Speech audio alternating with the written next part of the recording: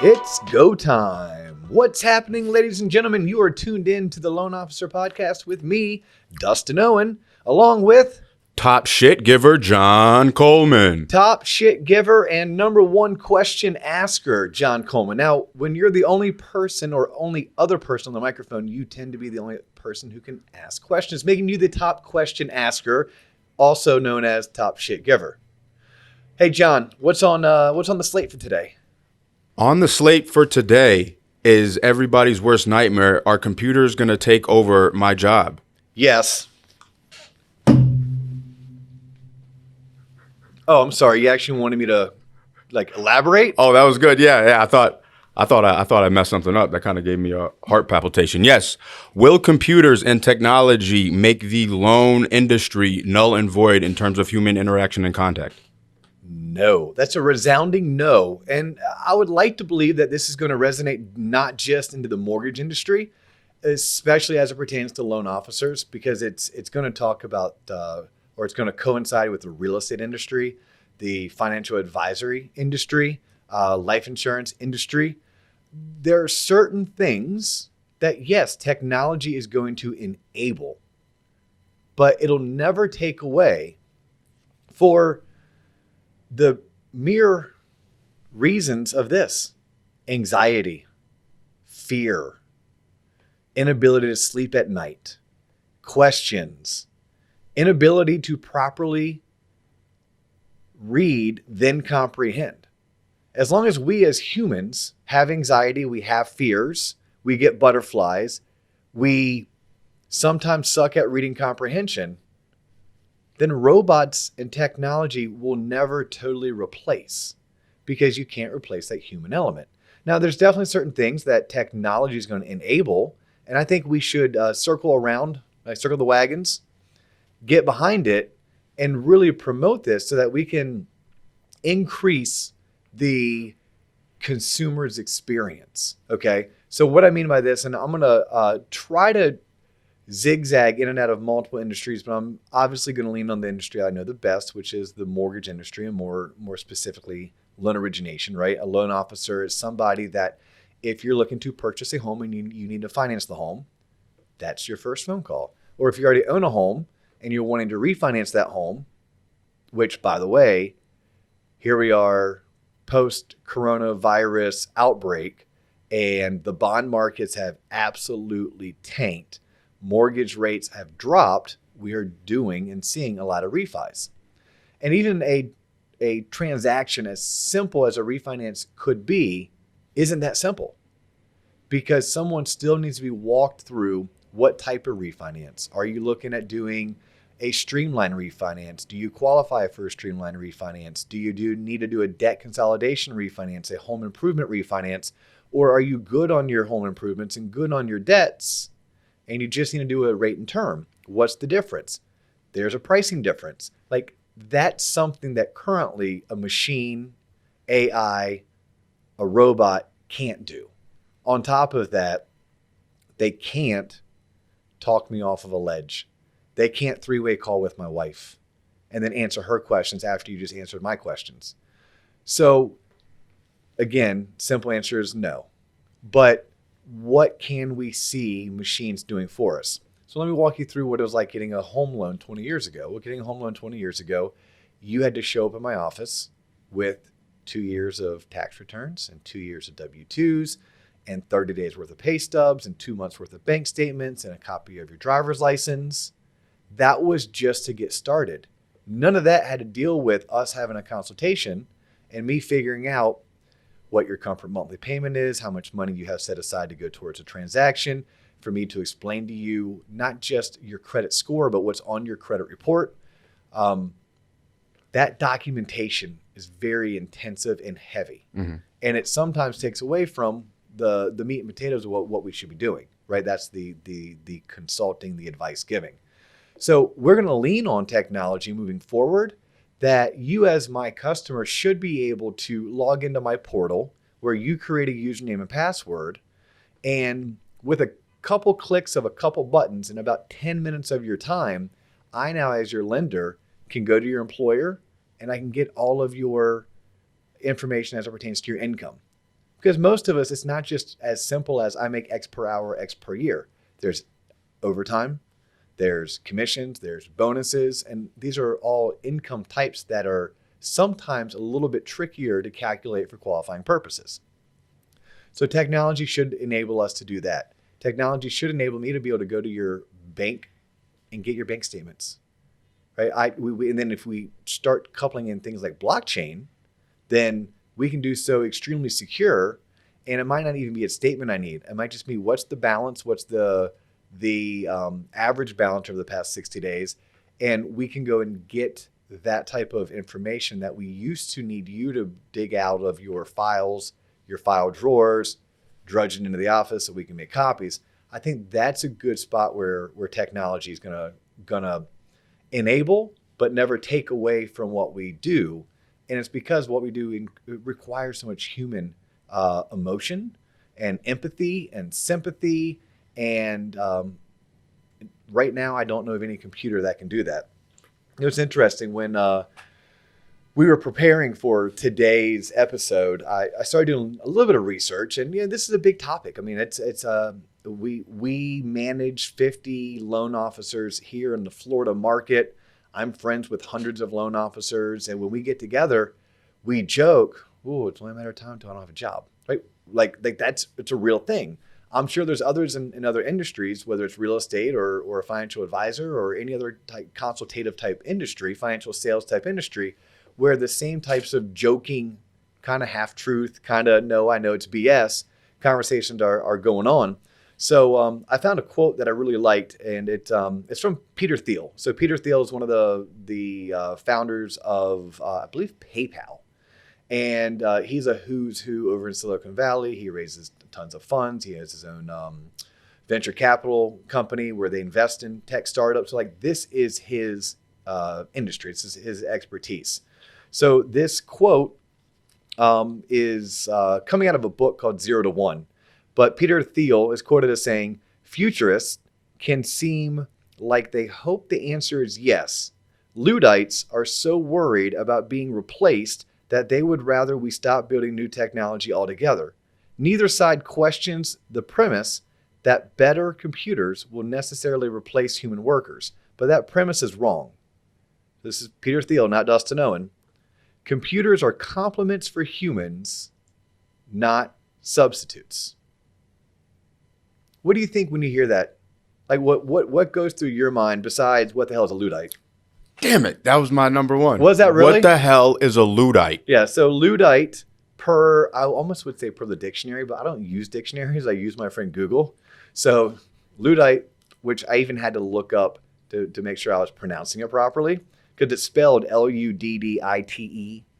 The plural is at an S, right? Mm-hmm. Luddites. Mm-hmm. A person opposed to new technology. Yes. I'm probably a Luddite. Yeah. Like, I'm a Luddite as well, even though I'm what you would consider a millennial. What I think when I hear that quote is someone who's smart, but I think is also a little bit naive to think that computers and technology won't completely take over.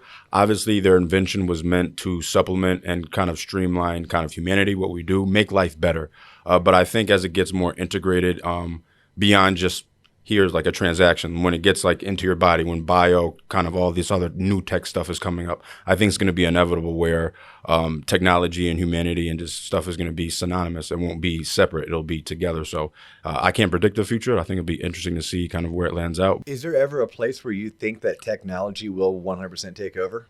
Yeah, well, I think we're already starting to see it with commerce, like brick and mortar stores. If you need a product, let's say, I really see brick and mortar stores completely going out of business. I would say similar to like when you and I were growing up, it was like instant messenger, and now kids are growing up as like they don't even use that. It's Instagram. And I think when we get further along, kids are growing up now. They don't know Toys R Us, they don't know Bradley's, they don't know Lechmere, they don't know malls.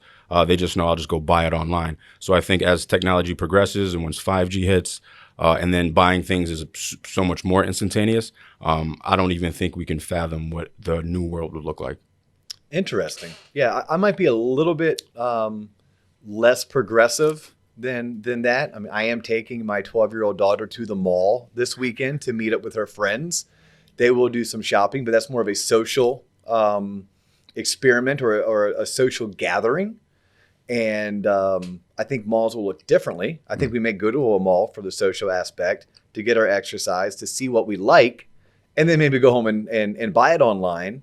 I mean, I hope so. I don't get me wrong. I love going to the mall. I grew up just hanging out. I like touching the physical product, but there's no denying how easy and convenient it's been. We can just sit back and just have things literally delivered to your desk, to your house, almost in some cases the same day. So that's interesting.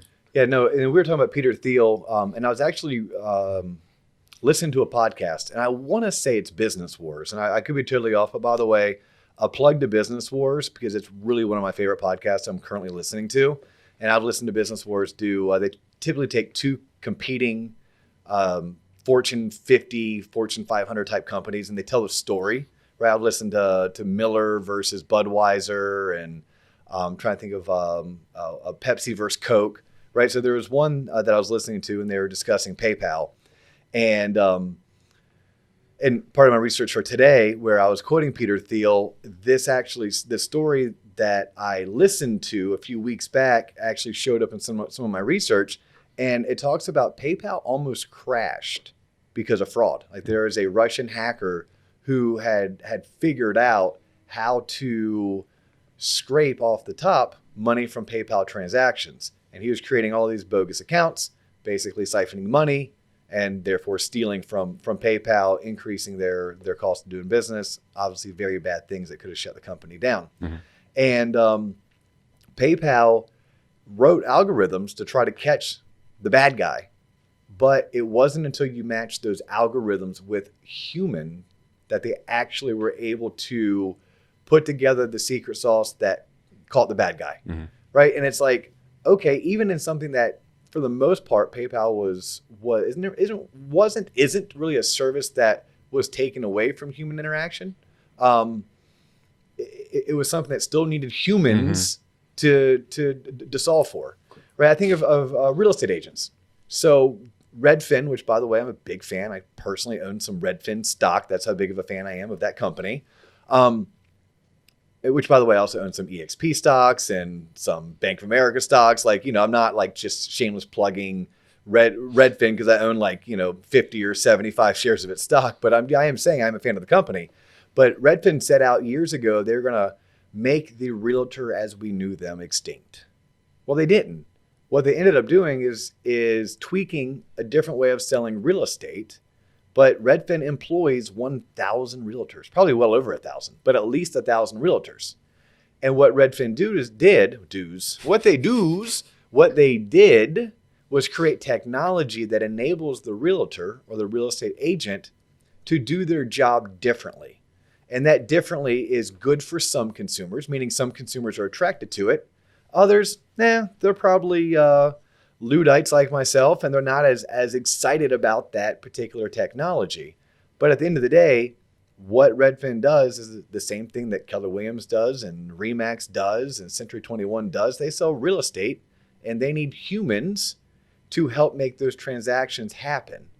Because as consumers, we need someone to touch, someone to feel, someone to hug, someone to lean on. We need the ability to have that conversation going back and forth. And I can only imagine that the same thing goes on in the financial advisory industry. I mean, I can go online and I can buy stocks.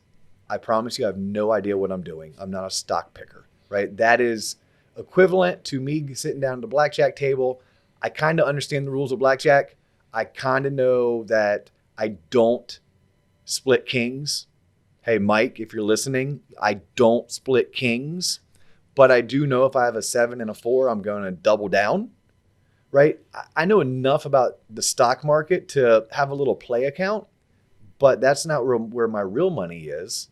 I don't try to do it by myself. No, I sit down with a professional because he can answer my questions and he can walk me through my statement and he can explain why our strategy in 2018 differed in 2019, and now with coronavirus, it's going to differ in 2020. As long as I still have fears and emotions, and like most people, I'm in a relationship where it's a partnership, right? I'm married, so my wife and I are two people coming together for one greater cause and usually one thought process, then my financial advisor doesn't have to just deal with me and my craziness. He has my wife's craziness too, and her crazy is different than my crazy, and her fears are different than my fears. So I think because of that, most of us should not be worried if we are in the financial services industry that a robot is ever going to take our job from us. What we need to do is we need to embrace this technology. We need to get behind the technology and use it to our benefit so that we can maybe do more. Because there may come a time that the fees that we collect are going to decrease. So therefore, we're going to have to do more to make the same money. Well, I work 40 to 45 hours a week. So as long as I'm paid the same, I don't really care how much task I'm completing in that 40 to 45 hours in order to make the money I want to make, right? So if I have to close 8 loans today to make X, 8 loans per month, and you're telling me in 3 years it's going to go to 12, but I'm still working my 40 to 45 hours a week because I've embraced technology, okay, I'm cool with that. Now, if you're telling me I'm going to have to work 60 hours a week in order to make the same money that I made 3 years prior, I'm not so cool with that. Right. And I don't think that's what we're talking about. I think that we need to be cognizant that technology will continue to change and disrupt, but also understand that technology is not going to replace us. It's just going to make our job different. Now, if you are in a profession where you're operational, you're sales support, and most of what you do is checking boxes off of a checklist, such as you order this particular document from the IRS, or you order this particular document from the title company, or you ship this particular PDF file to this department. Yeah, I would say maybe be worried. Maybe be worried because that is something a computer or technology can replace. But what you should be doing is figuring out, well, what could you do to make yourself irreplaceable? Because checking the box in the checklist and being a checker offer is one thing, but let's say you're able to do that, but you also give great customer service, right? You also are able to empathize with the client. Then you may be moved out of your department, but I don't think you'll be replaced. But if you're unable to give good or great customer service, if you're unable to empathize with your client, and most of what you do could be done with a machine, I guess that person should be a little bit worried. But how far is that from being achieved? I'd say 3 years minimal, 5 years max. So no, machines and robots are not going to take over, at least not in my lifetime. At 41 years of age, I'm planning on working another 15 or 20. I like my odds. I like my chances. I know I'm going to have to roll with the punches. I know I'm going to have to adapt.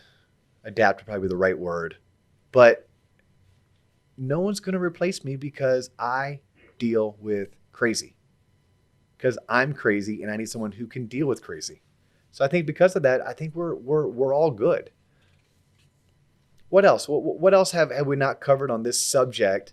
What would concern you if you were a loan officer today, or you're a financial advisor or planner or life insurance salesperson?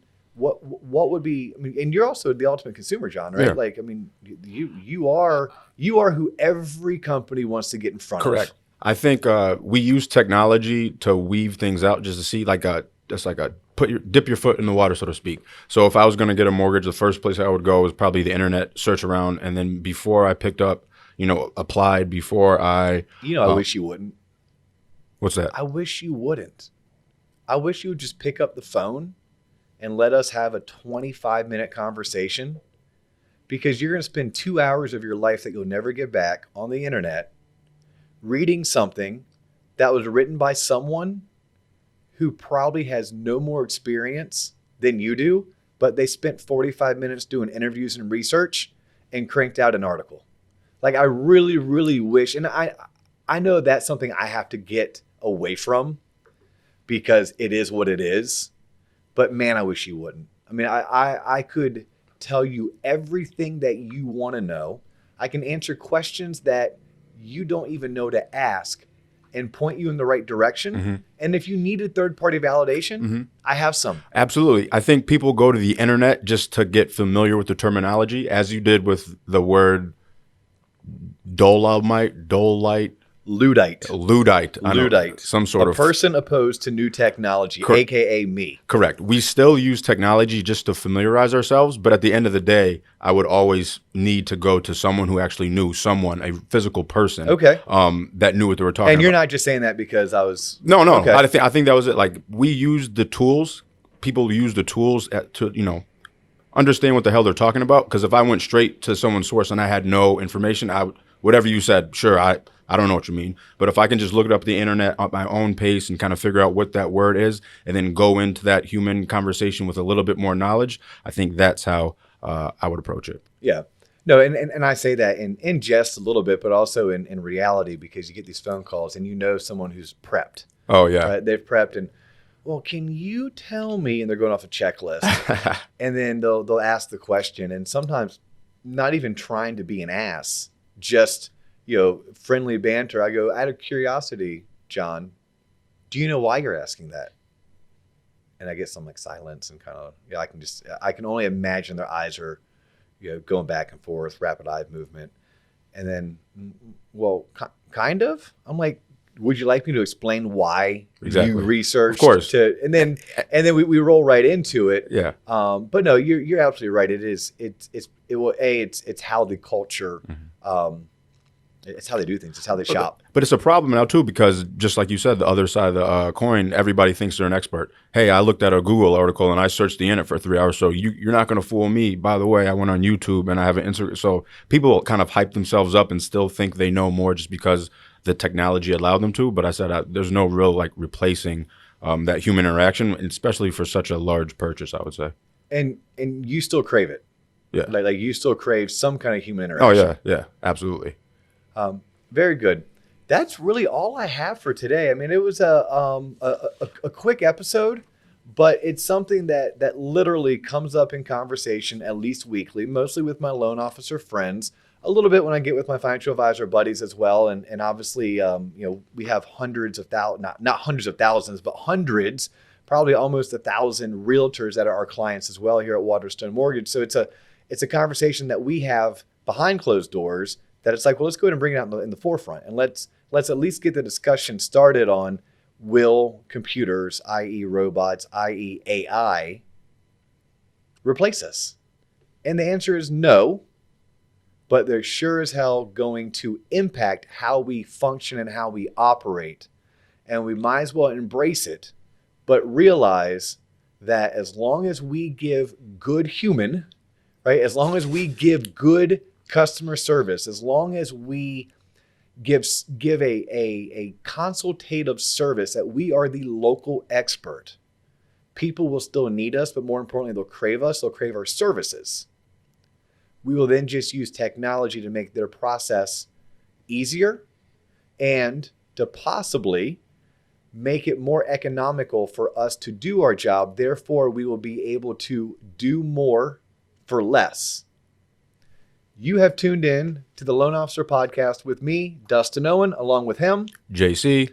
And we are a couple Luddites. Peace.